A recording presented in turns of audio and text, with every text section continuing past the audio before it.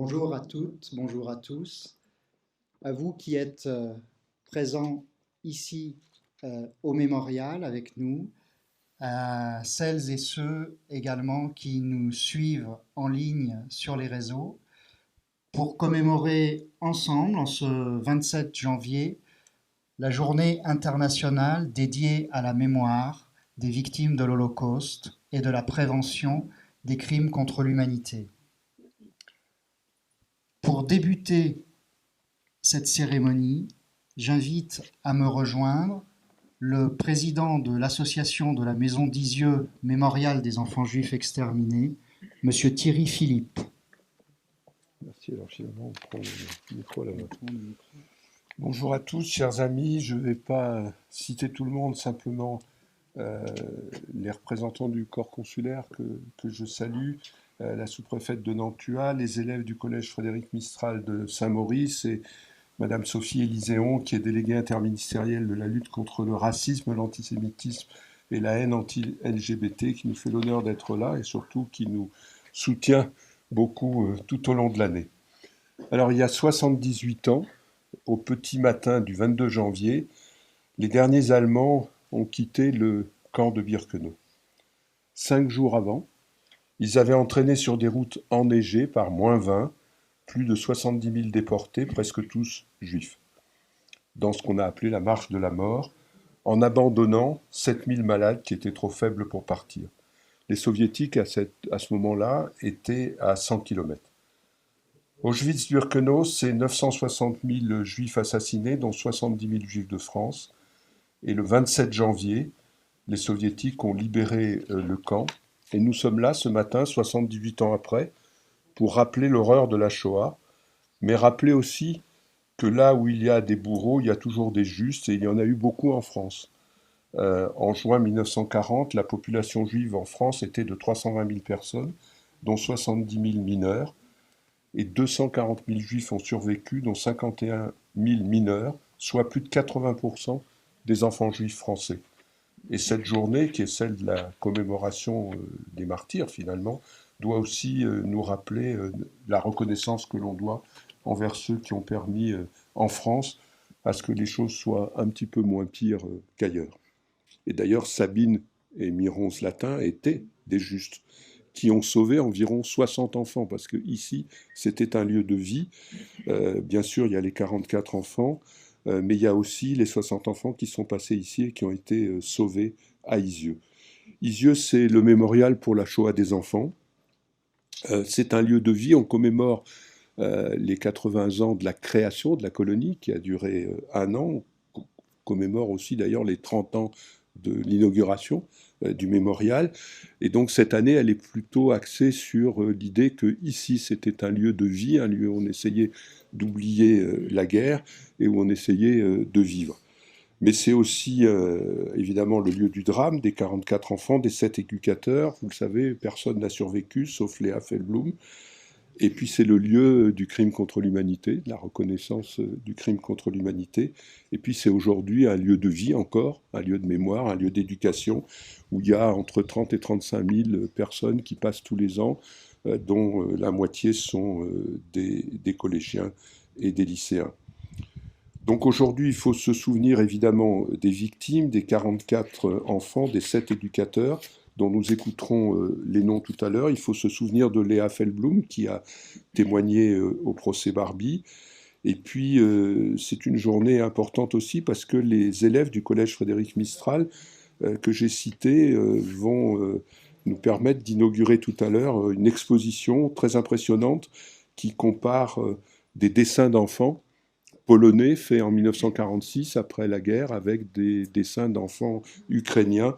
Et finalement, on s'aperçoit que la guerre est perçue par les enfants de façon étonnamment similaire et que malheureusement, si j'ose dire, les choses se reproduisent au fur et à mesure.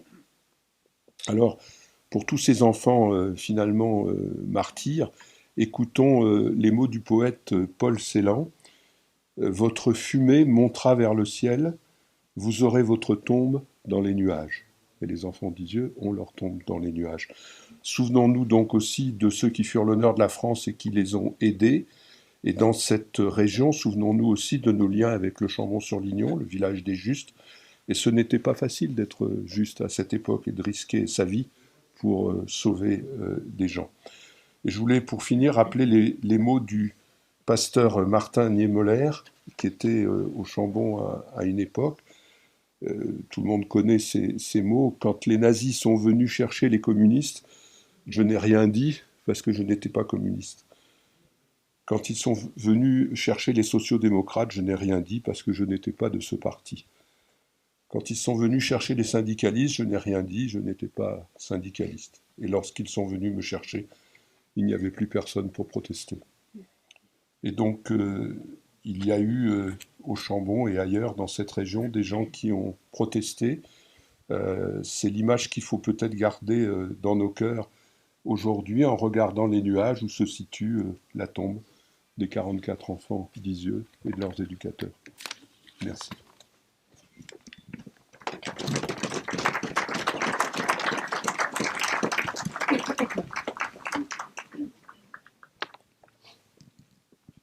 La parole est à Monsieur Thomas Probstel, consul général d'Allemagne.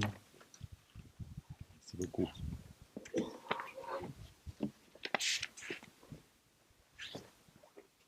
Monsieur le Président, Mesdames et Messieurs, et surtout ces chers collégiens, je vous remercie beaucoup de me permettre de m'exprimer devant vous en ce jour de tristesse et de souvenir. Nous commémorons aujourd'hui les victimes des crimes du national-socialisme, les victimes de l'antisémitisme, de la discrimination, de la xénophobie et du racisme. Nous commémorons les millions de personnes qui ont été dépossédées de leurs droits, persécutées, torturées ou assassinées par le régime national-socialiste. Tout particulièrement ici, au mémorial d'Isieux, nous sommes confrontés aux grands crimes de l'Holocauste avec une violence inouïe. Lors de mes visites en ce lieu, je reste à chaque fois bouleversé que ce crime atroce ait pu frapper également des enfants et des adolescents. Environ 1,5 million d'enfants juifs ont perdu leur vie lors de l'Holocauste. Un chiffre inconcevable et un chiffre brutal. Ce jour est un jour de honte pour les actions commises par les générations passées d'Allemands. Pour nous, Allemands, le souvenir de ces actes inhumains du régime de terreur nazi est devenu une obligation. Et c'est alors que ce souvenir évolue. De moins en moins de témoins de l'époque peuvent raconter leurs expériences. De plus en plus de gens n'ont pas connaissance de cette époque allemande terrifiante. Et c'est là justement que revêt toute l'importance du travail effectué par les mémoriaux partout dans le monde. Je me dois ainsi de remercier grandement le mémorial d'Isieux en ce jour, tous les employés ainsi que les sympathisants pour le grand engagement et la grande implication dans la culture du souvenir, ainsi que l'excellent travail pour accompagner les jeunes dans le futur. Isieux allie le passé et la responsabilité présente. Isieux nous encourage à lutter contre toute forme d'intolérance et de discrimination. Mesdames et Messieurs, mon pays endosse une responsabilité particulière aussi pour le futur. Il tire ses leçons et ses origines de notre sombre passé. Le génocide des Juifs d'Europe est un crime allemand. Il est de notre devoir de rester fidèles aux leçons du passé. Cela concerne tout particulièrement la lutte contre l'antisémitisme. Nous nous recueillons aujourd'hui ensemble afin de contrer le risque d'une résurgence de la barbarie passée. Ce devoir de mémoire ne doit pas s'estomper et nous devons également appeler les générations futures à la vigilance. Et nous devons aussi rester unis pour protéger les valeurs et l'institution de notre société libre et démocratique. Car la démocratie dépend des citoyens qui les donnent la vie et la défendent. C'est notre grande tâche commune. Cette journée de souvenir à Lisieux aujourd'hui fait partie de notre engagement. Au-delà de la mémoire, nous devons nous inspirer de cette journée pour créer une vision, un avenir avec des valeurs communes. Nous devons avant tout sensibiliser la jeunesse et la guider pour emprunter une voie commune. Nous ne pouvons construire l'avenir que dans la tolérance et le respect mutuel, sur la base d'un ordre fondamental démocratique, protégeant particulièrement la dignité de l'être humain. Mesdames et messieurs, c'est un devoir incombant à notre société entière d'honorer la mémoire de toutes les victimes de la Shoah, de préserver leur dignité, de faire face et de lever la voix contre toute forme de racisme, d'antisémitisme, de discrimination et d'exclusion. Le souvenir de l'Holocauste ne doit jamais cesser et nous appelle aujourd'hui et à l'avenir à la plus grande vigilance. Je m'incline devant les victimes de l'Holocauste. Merci.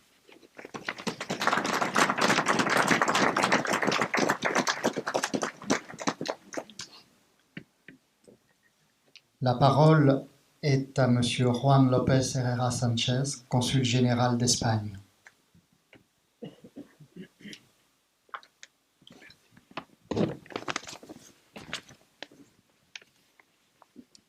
Bonjour, Madame la préfète, Madame la sous-préfète, Monsieur le Président, Mesdames et Messieurs, mes collègues du corps consulaire, Mesdames et Messieurs les élus, professeurs et collégiens du collège François Mistral.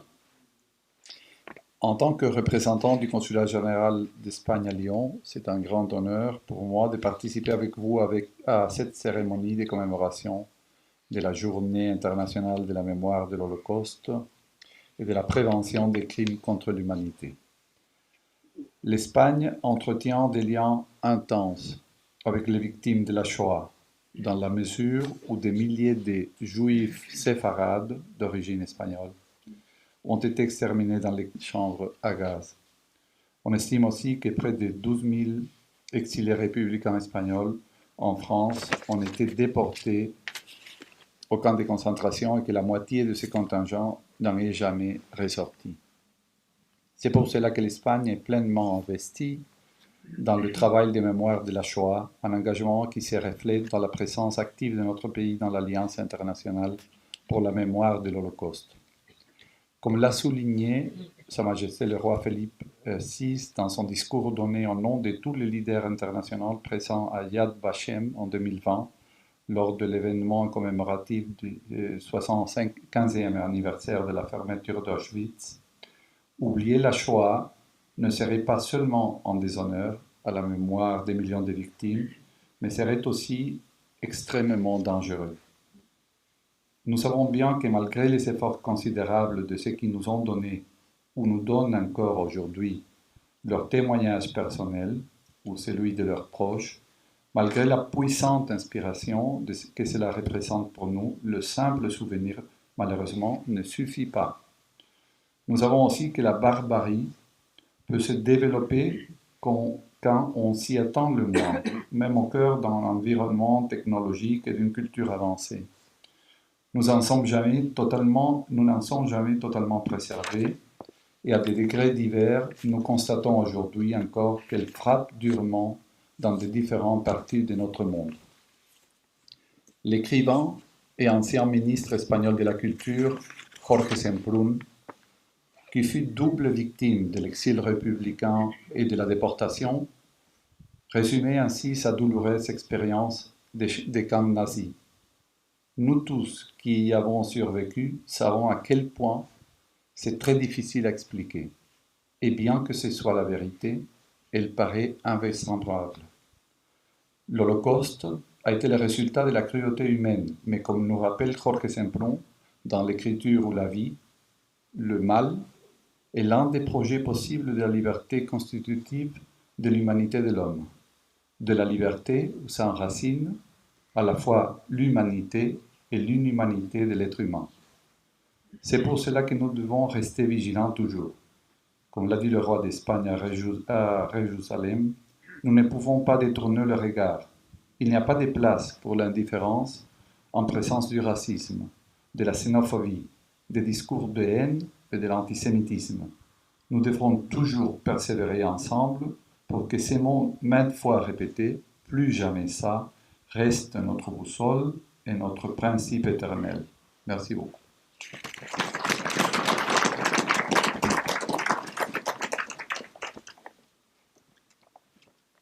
La parole est à Monsieur Hugues Pouzet, consul honoraire d'Estonie.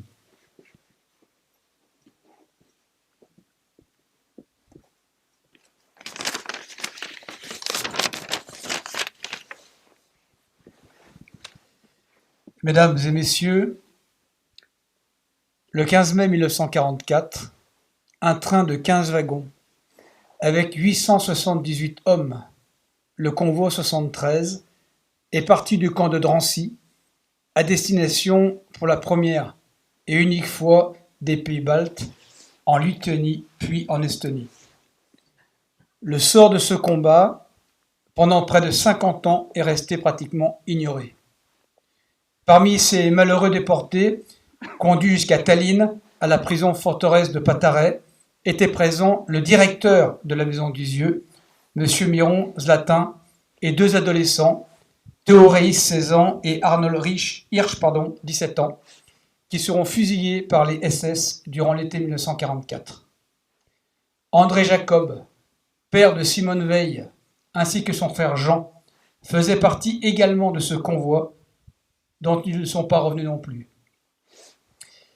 Nous avons pu nous rendre avec mon épouse à la prison forteresse de Patare, qui est restée en l'état, témoin lugubre, mais ô combien important de toutes les atrocités subies par les personnes ayant dû y vivre, et qui désormais symbolise pour la nation estonienne la résistance sous le régime nazi et soviétique. L'évocation de ces déportations fait remonter encore aujourd'hui, pour chaque famille estonienne, des souvenirs toujours très vifs et particulièrement douloureux.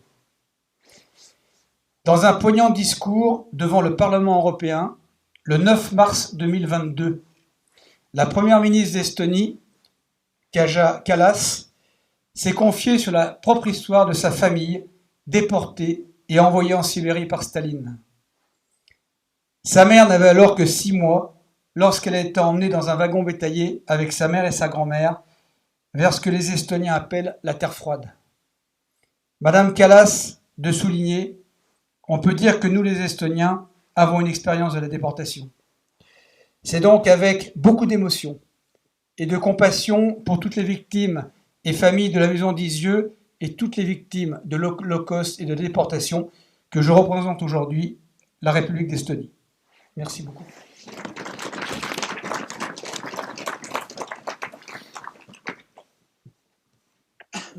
La parole est à Monsieur Hubert Czarnek, consul général de Pologne.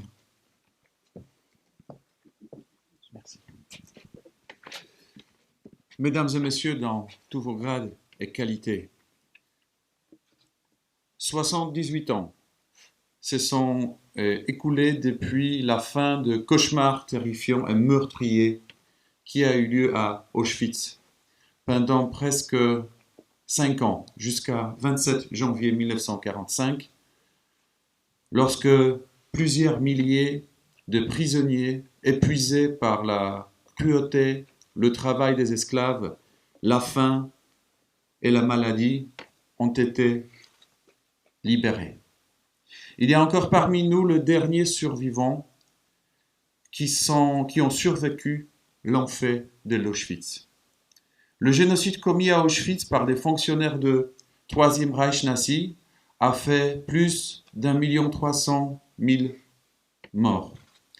La vérité sur Auschwitz est largement connue en Pologne parce que ce sont nos compatriotes, souvent membres de nos propres familles, qui ont été tatoués arbitrairement par les nazis, et ils nous ont témoigné aussi.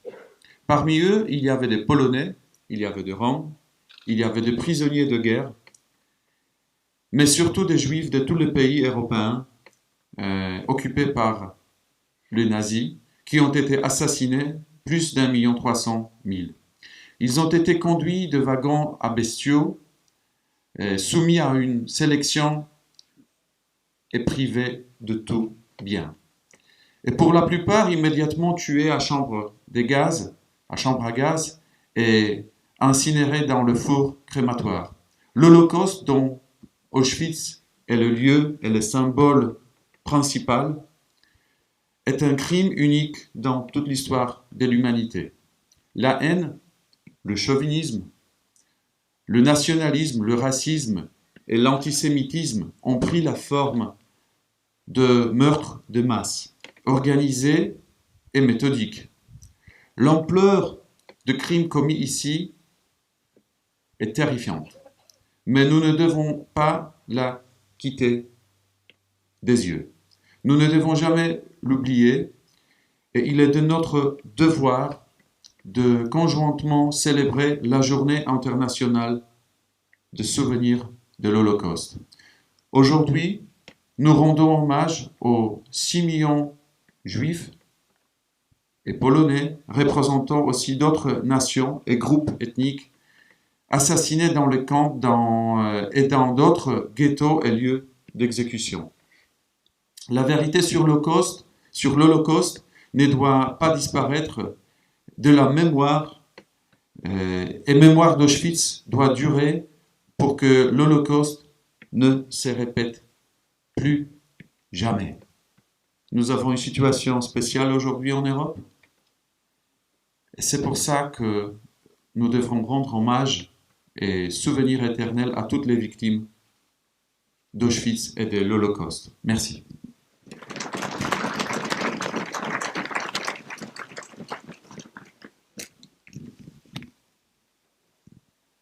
La parole est à Madame Anca Opris, consul général de Roumanie.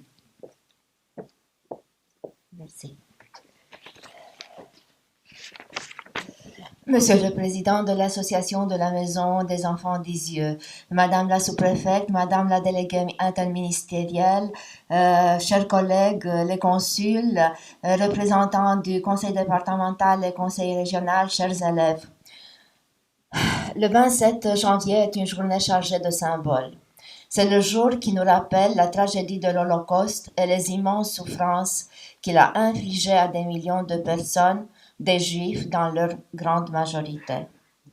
Mais ce jour-là, du 27 janvier 1945, a apporté aussi un brin d'espoir aux survivants, car ce fut aussi le jour de la libération des prisonniers du camp d'Auschwitz-Birkenau. Par la résolution 60 de 2005, l'Assemblée générale des Nations unies a décidé que le 27 janvier devienne la journée internationale de la commémoration des victimes de la Shoah et a incité les États du monde à assumer leurs responsabilités, multiplier et renforcer leurs efforts de lutte contre l'antisémitisme et toutes les formes de discrimination, de racisme et de xénophobie, à développer des programmes éducatifs sur l'Holocauste afin que les erreurs et tragédies du passé ne se répètent plus jamais.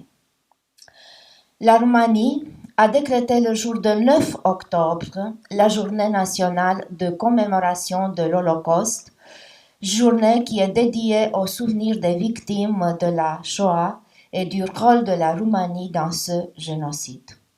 Tous les ans, le 9 octobre, la Roumanie rend un pieux hommage à la mémoire des victimes des plus atroces pages de son histoire en reconnaissant la responsabilité du régime dirigé à l'époque par le maréchal Ion Antonescu, qui a détruit la vie et le destin de centaines de milliers de Juifs qui vivaient dans les territoires administrés par la Roumanie. La politique menée par l'État roumain pendant cette période noire de notre histoire a privé les Juifs de droits et libertés, a permis des assassinats dans les rues ou dans les maisons des Juifs. Des Juifs ont été déportés par les trains de la mort en Transnistrie, dans les camps de concentration. Heureusement, ce furent également des gens de bien, des diplomates roumains qui, en mettant leur propre vie en danger, ont sauvé la vie de beaucoup de Juifs. Et, Monsieur le Président, j'ai pas prévu, mais vous avez cité les beaux vers de Paul Celan. Paul Celan est né en Roumanie, il était juif et il a été l'un des rescapés de ce génocide. Pour prévenir que ces atrocités se répètent, la Roumanie a accepté ces réalités dures et douloureuses des années 1941-1944, a assumé son histoire et a décidé de créer l'Institut national pour la mémoire de l'Holocauste, Elie Wiesel, et le Centre pour l'étude de l'histoire des Juifs de Roumanie. Entre 2016 et 2017, la Roumanie a exercé la présidence de l'Alliance internationale pour la mémoire de l'Holocauste, ce qui témoigne de la volonté de garder vive la mémoire des victimes de la Shoah et de s'impliquer à niveau national, régional, international dans les actions contre les manifestations antisémites, extrémistes et xénophobes, afin que les leçons du passé deviennent l'échafaudage de la paix et de la stabilité. À présent, la Roumanie est l'un des membres qui ont soutenu au niveau de l'Union européenne l'accès facilité aux archives en vue de la recherche scientifique et de l'introduction de références concernant l'accès aux documents de sur l'Holocauste dans le règlement européen sur la protection des données personnelles. La création du Musée national d'histoire des Juifs et de l'Holocauste en Roumanie et la collaboration avec des partenaires nationaux et internationaux a pour but le renforcement du combat de l'antisémitisme et de toute autre forme de discrimination, de racisme et xénophobie, et l'éducation de la jeune génération selon ces principes de la promotion de la diversité, du respect de l'autre, de l'égalité des chances, de la tolérance, de la paix et de la sécurité dans le monde. Mais certes, le nom de la Roumanie est lié aussi à la maison d'Isieux. L'un des enfants de la Roumanie, juif, donc un jeune étudiant en médecine, est né en Roumanie. Il est venu ici et pendant ses années d'études, il a soigné les enfants d'Isieux. Il a fini son stage de médecin en septembre 1943. À cette époque-là, le relais a été pris par sa sœur qui était déjà médecin. Lui, il s'appelait Leon Reifman. Il est né en janvier 1914 en Roumanie. Et ce fut le seul à s'échapper lors de la rafle de la maison des enfants d'Isieux du 6 avril 1944. Il a eu la chance d'être prévenu par sa sœur. Il a sauté par la fenêtre de la maison. Il s'est caché dans les buissons et par la suite, il a été abrité et caché par la famille Perticot qui habitait dans les coins. Il a quitté par la suite Isieux et s'est réfugié. Il a trouvé un abri chez la famille française Belay. Ses parents, Eva Reifman et Mosi Moshe Reifman, ainsi que sa sœur Renée et son neveu, qui vivaient à la maison d'Isieux, ont été déportés tout premièrement à Drancy et par la suite par le train de la mort à Auschwitz. Sa sœur a été sélectionnée pour travailler, mais en attendant les pleurs de son bébé, elle s'est réfugiée, elle a rejoint son fils et elle est morte avec lui à Auschwitz le 15 avril 1944. Ce qui est très intéressant, c'est que Leon Reifman n'a pas quitté la France, il est devenu médecin et il a fonctionné comme médecin en Dordogne. Par la suite, au procès de Klaus Barbie, il a témoigné à propos de ces horreurs qui ont eu lieu ici à Isieux. Il est mort le 2 juin 1994.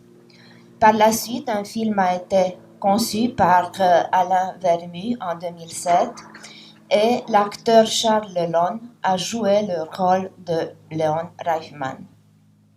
Merci, tout notre souvenir, notre hommage aux victimes de la rafle d'Isieux, à toutes les victimes de l'Holocauste. Merci de votre attention.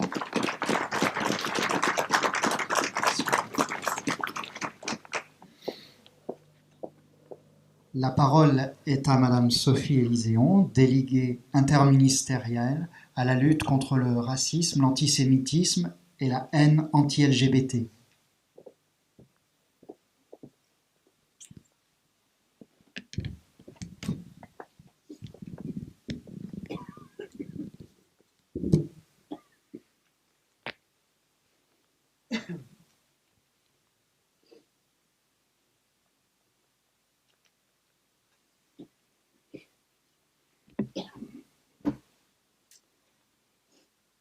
En cette journée internationale de la mémoire de l'Holocauste et de la prévention des crimes contre l'humanité, nous faisons œuvre de mémoire.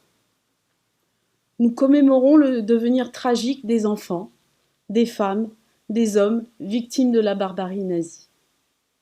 Nous disons leurs noms, nous racontons leurs histoires, nous écoutons les témoignages des survivantes et des survivants.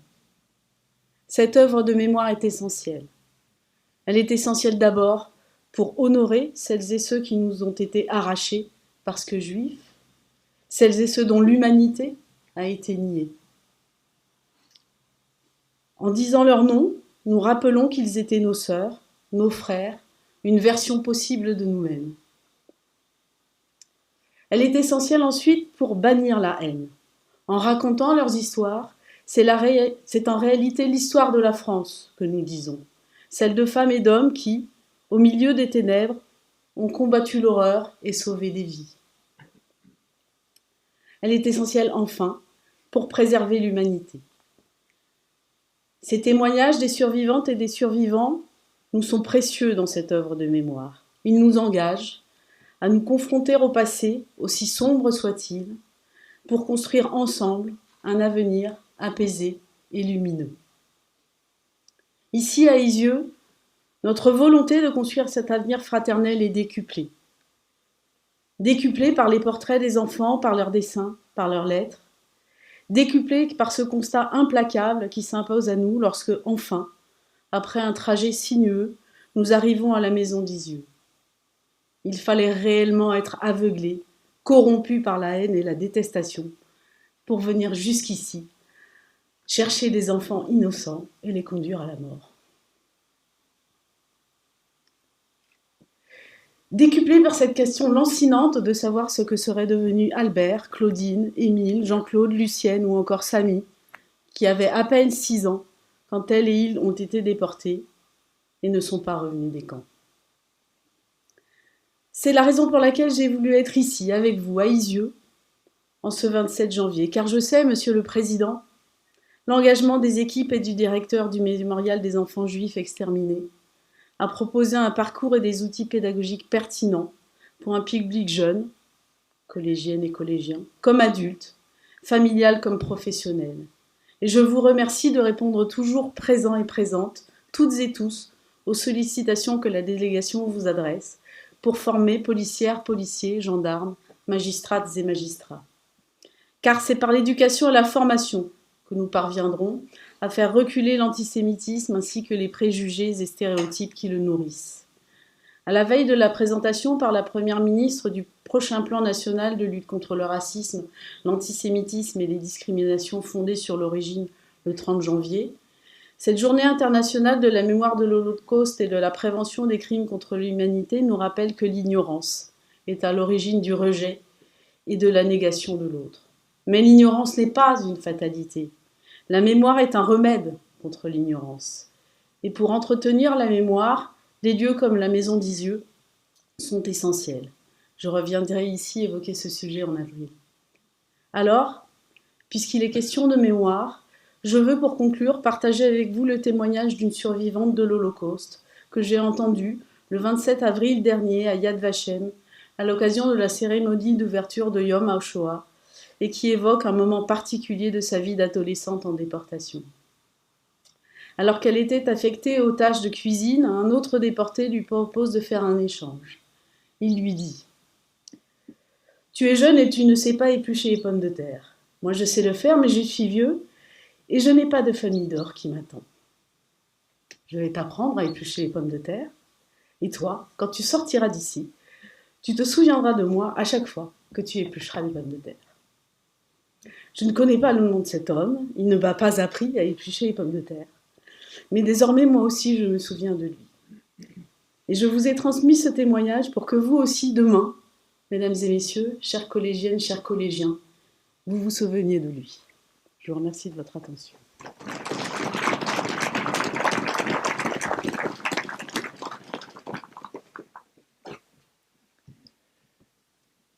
Nous allons à présent procéder à la lecture des noms. Pour ce faire, j'appelle des élèves du collège Frédéric Mistral de Saint-Maurice-l'Exil à me rejoindre.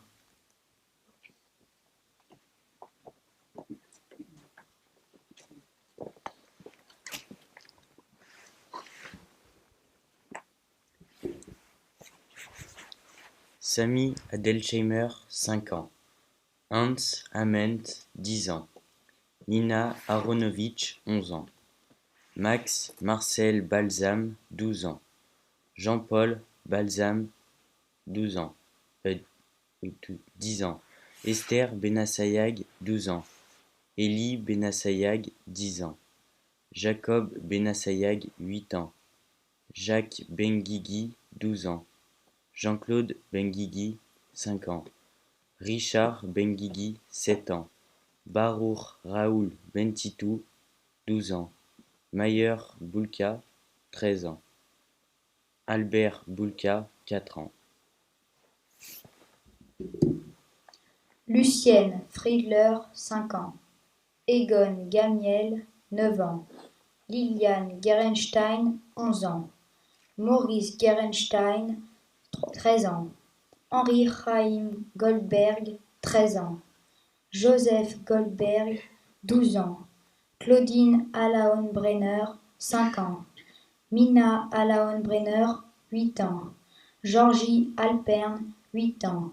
Arnold Hirsch, 17 ans. Isidore Karman, 10 ans. Liane Rochmal, 6 ans. Renate Rochmal, 8 ans.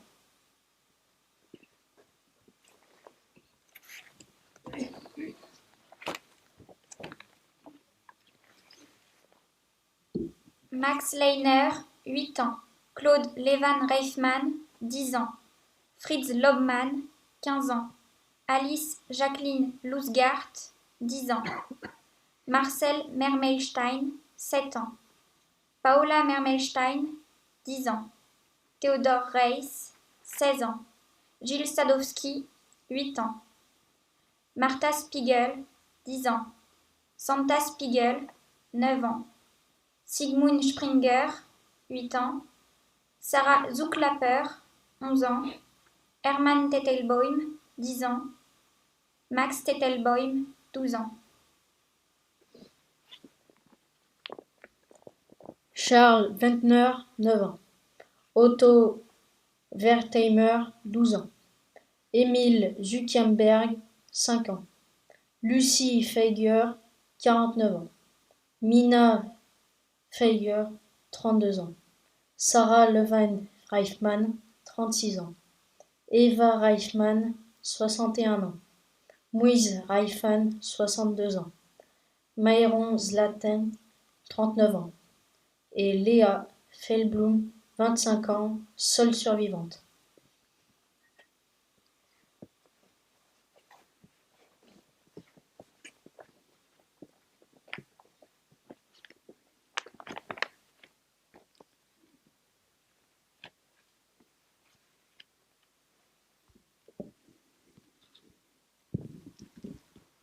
Nous allons maintenant procéder au dépôt des roses en mémoire des 44 enfants et 7 adultes raflés le 6 avril 1944 à la colonie.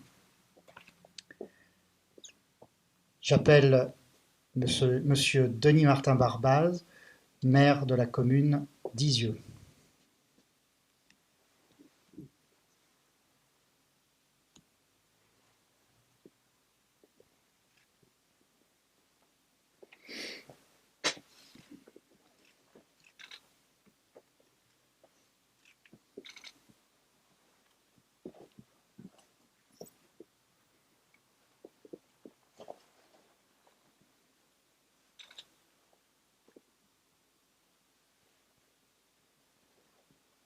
Monsieur Thierry Verguin, maire de la commune de Brégnier-Cordon.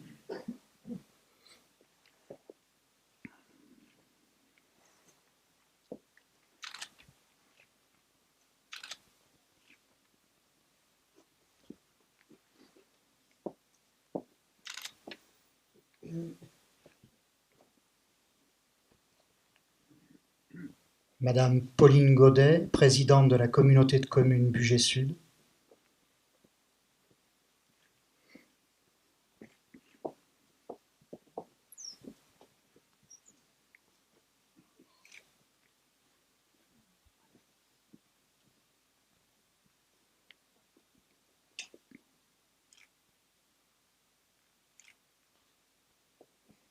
Représentant le département du Rhône, Monsieur Jean-Jacques Brun.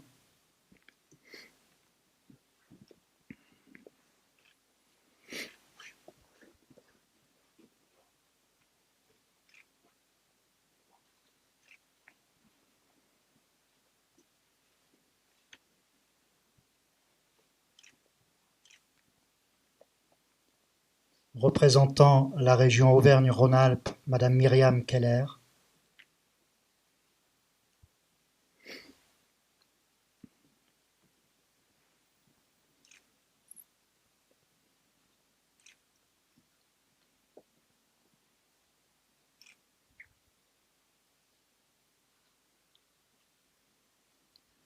Représentant la préfecture de l'Ain, Madame Danielle Ballu, sous-préfète de Nantua.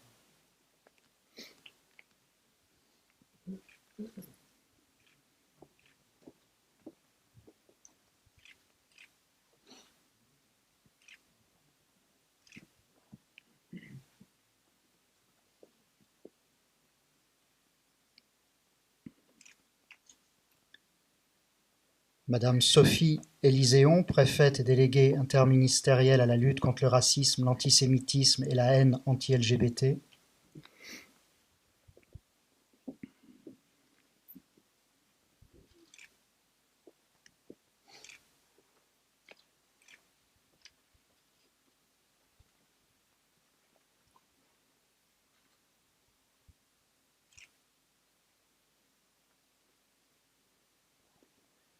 Monsieur Thomas Propstl, consul général d'Allemagne.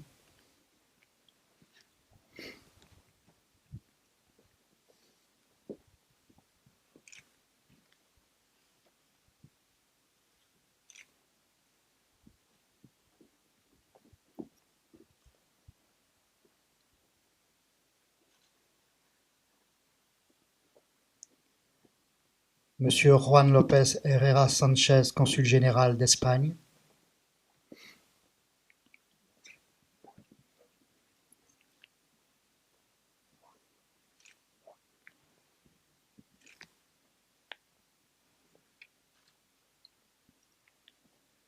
Monsieur Hugues Pouzet, consul honoraire d'Estonie.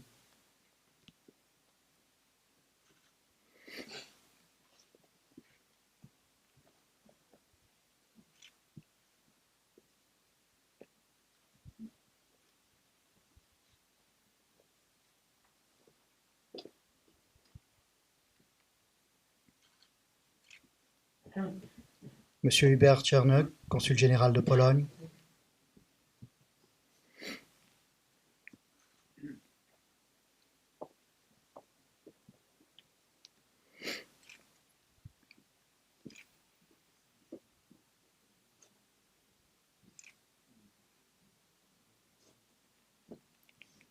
Madame Anca Opris, consul général de Roumanie.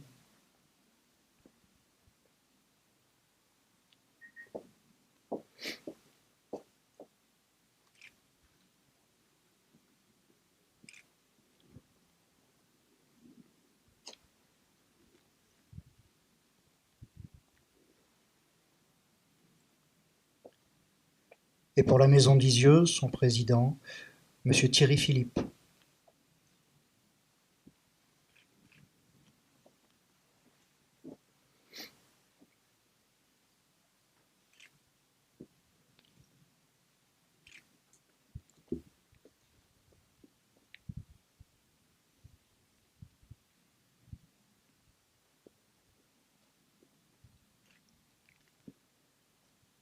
Je vous invite à présent à observer 1 minute de silence.